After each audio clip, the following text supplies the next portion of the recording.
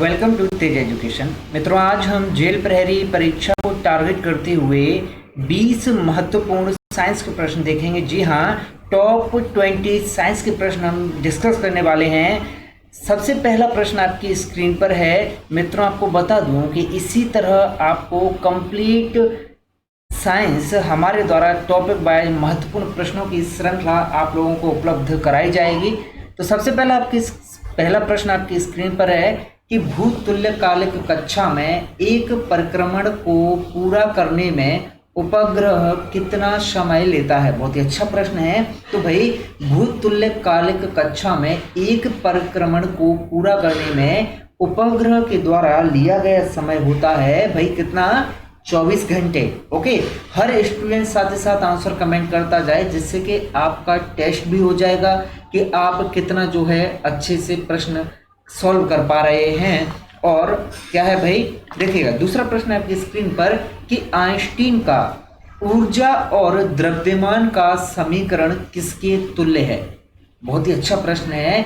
Einstein का ऊर्जा और द्रव्यमान का समीकरण किसके तुल्य है। और मित्रों, आपको क्या है, न्यूटन के तीनों नियम, पहला नियम, दूसरा नियम और तीसरा नियम, इन तीनों नियमों को बहुत अच्छे से आपको पढ़ लेना है। तो भाई, इसका सही जवाब क्या होगा, हर स्टूडेंट आंसर कमेंट करता जाए। तो आइंस्टीन का ऊर्जा और द्रव्यमान का जो समीकरण है वो है भाई E = mc²। भाई, बचपन से हम पढ़ते आ रहे हैं, आपने गलत हो ही नहीं सकता। ओके, E = mc² आइंस्टीन का ऊर्जा और द्रव्यमान का समीकरण है।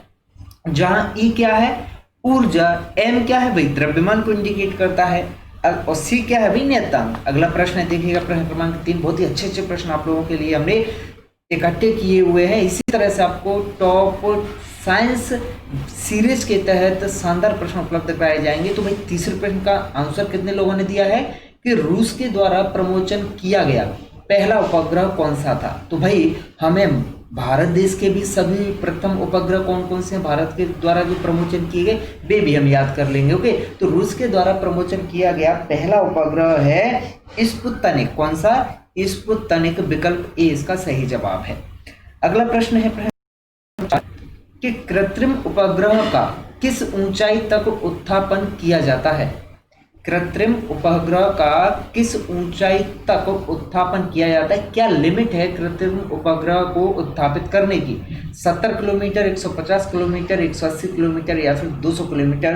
तो हमेशा याद रखना, वेरी इंपॉर्टेंट प्रश्न है कि कृत्रिम उपग्रह को उत्थापन किए जाने की जो लिमिट होती है, जो हाइट होती है, वो है भाई 200 किलोमीटर ऊपर। ओके, अगला प्रश्न है कि एंगस्ट्रॉम किसकी इकाई है। वेरी इंपॉर्टेंट है भाई। तो जितनी भी इकाइयां हैं, जितनी भी यूनिट हैं, वो सारी की सारी हम क्या है भाई याद कर लेंगे। तो एंगस्ट्रॉम किसकी इकाई होती है भाई, एंगस्ट्रॉम इकाई होती है भाई लंबाई की। ओके, किसकी, लंबाई को मापने के लिए एंगस्ट्रॉम यूनिट का जो है यूज किया जाता है। ओके, आगे बढ़ते हैं। प्रश्न है कि दीप्त तीव्रता का मात्रक क्या होता है। बहुत ही अच्छा प्रश्न है। दीप्त तीव्रता का मात्रक पूछा है। और इससे पहले हमने क्या था भाई, लंबाई की यूनिट जानी थी कि एंगस्ट्रॉम की यूनिट, एंगस्ट्रॉम किसकी यूनिट है भाई, लंबाई की। अब है दीप्त तीव्रता का मात्रक होता है भाई कैंडेला। ओके, वेरी इंपॉर्टेंट है ये प्रश्न, वेरी ओके। 5 स्टार से लगा लो आप, 5 स्टार से लगा लो।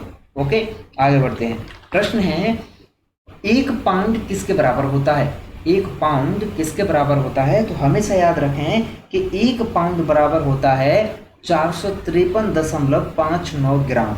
ओके, कितना, 453.59 ग्राम के बराबर होता है 1 पाउंड। ओके, वेरी इंपॉर्टेंट है ये प्रश्न भी। ओके, यूनिटें चेंज करने से संबंधित प्रश्न परीक्षा में बनेंगे। एक छोटे हम वीडियो भी आपके लिए लेकर आएंगे जिस तरह के प्रश्न आपकी परीक्षा में बन सकते हैं। चलिए, अगला प्रश्न है कि 1 प्रकाश वर्ष किसके बराबर होता है। सबसे पहली बात आती है कि प्रकाश वर्ष क्या होता है। तो हमेशा याद रखना, प्रकाश के द्वारा 1 वर्ष में चली गई दूरी क्या है, प्रकाश वर्ष कहलाती है। शायद हमने कहीं पढ़ा हुआ है भाई, ये पढ़ा है कि नहीं। आपको याद होगा कि प्रीवियस ईयर के साइंस के जो पेपर हमने सॉल्व किए थे जेल प्रहरी की, उनमें हमने ये पढ़ा हुआ है। तो 1 प्रकाश वर्ष किसके बराबर होता है भाई, ये बराबर होता है 9.46 इंटू 10 की घात 15। ओके, ये पावर में है, 10 की घात 15 मीटर। ओके, ये 10 की घात 15 है। ओके, ये 10 की घात -13 ऐसे समझेंगे। ओके, चलेगा। प्रश्न है 2 दिन में कितने सेकंड होते हैं? बहुत ही अच्छा प्रश्न है भाई। 2 दिन में कितने सेकंड होते हैं? तो कोई भी इसे बना सकता है। 2 दिन में भाई 1,72,800 जो है सेकंड होंगे। भाई 1 घंटे में कितने? 60 मिनट। 1 घंटे में 60 मिनट। और फिर क्या 60 मिनट में कितने सेकंड? भाई 1 मिनट में 7 सेकंड, 60 का गुणा। फिर भाई 2 दिन में कितने घंटे हो गए? 24 दूनी 48 घंटे। ओके, चलेगा। आगे बढ़ते हैं। अगला प्रश्न है कि लोहे की एक आयताकार चादर की 10 मीटर लंबाई है, चौड़ाई 50 सेंटीमीटर है और ऊंचाई 2 मिलीमीटर है। चादर की आयतन आपको निकालनी है भाई। तो सीधा सा भाई आयतन का फॉर्मूला लगाओ और इसका आंसर जो है आपके चरणों में होगा। तो इसका सही जवाब क्या होगा? 0.01 ओके मीटर क्यूब। ओके, ये इसका सही जवाब होगा, लेकिन यहाँ क्या है? क्यूब। ओके, चलेगा। आगे बढ़ते हैं। प्रश्न है कि निम्न में से कौन सी धातु का बॉक्साइट अयस्क के रूप में अस्तित्व है? धातु का बॉक्साइट अयस्क के रूप में अस्तित्व पूछा है। मैग्नीशियम, एल्यूमिनियम, पोटेशियम या लोहा? तो बॉक्साइट अयस्क के रूप में अस्तित्व है भाई एल्यूमिनियम का। किसका? एल्यूमिनियम का। ओके, अगला प्रश्न है कि मेंडलीफ की आवर्त सारणी में तत्व की स्थिति को किसके द्वारा निश्चित किया गया था? तो मेंडलीफ की जो आवर्त सारणी थी ना भैया, उसमें तत्व की स्थिति को निश्चित करने के लिए क्या यूज किया गया था भाई? परमाणु का द्रव्यमान। ओके, परमाणु के द्रव्यमान के द्वारा मेंडलीफ की सारणी में तत्वों की स्थिति को क्या है भाई? निश्चित किया गया था।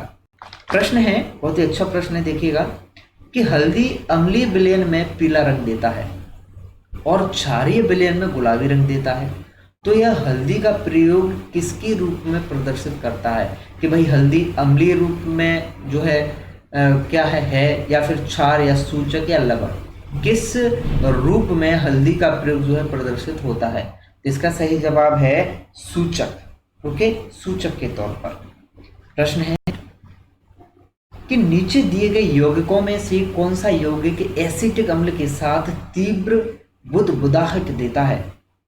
तो भाई एसिटिक अम्ल के साथ तीव्र बुदबुदाहट इनमें से कौन सा यौगिक देता है? ओके, तो इसका सही जवाब होगा भाई कि सोडियम बाइकार्बोनेट। क्या? सोडियम बाइकार्बोनेट है जो कि एसिटिक अम्ल के साथ क्या है? तीव्र बुदबुदाहट देता है।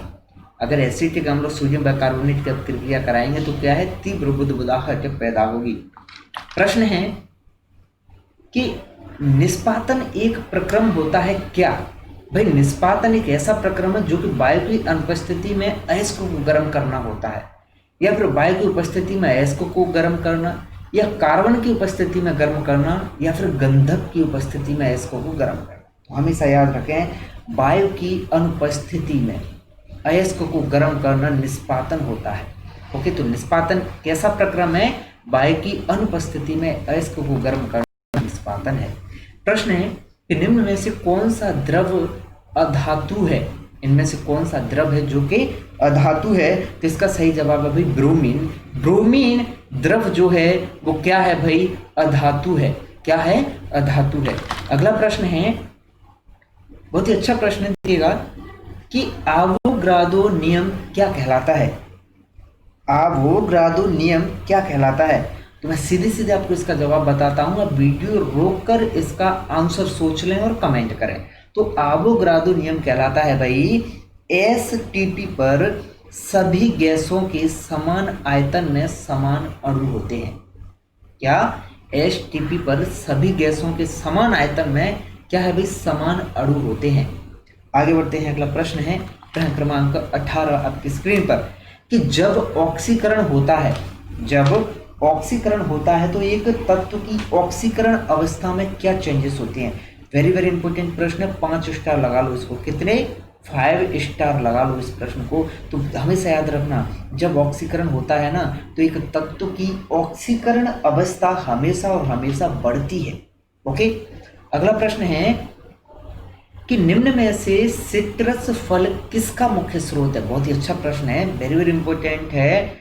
5 स्टार इसको भी लगा लो। अंतिम प्रश्न इस वीडियो का, तो सिट्रस फल भाई किसका मुख्य स्रोत होता है? तो सिट्रस फल विटामिन सी का मुख्य स्रोत होता है। किसका? विटामिन सी का मुख्य स्रोत होता है सिट्रस फल। तो आज हमने इस वीडियो में टॉप साइंस के प्रश्न देखे। इसी तरह के शानदार प्रश्न देखने के लिए आप टॉप साइंस के प्रश्नों की हमारी पूरी सीरीज देखें, जिसमें हम आपको कम से कम 50 वीडियोज उपलब्ध कराएंगे। तो आप बने रहें तेज एजुकेशन के साथ, और तेज एजुकेशन हमेशा आप लोगों के साथ है, और आपको टॉपिक वाइज साइंस भी उपलब्ध कराएगा। टॉपिक वाइज भी आपको चीज़ें उपलब्ध कराई जाएंगी।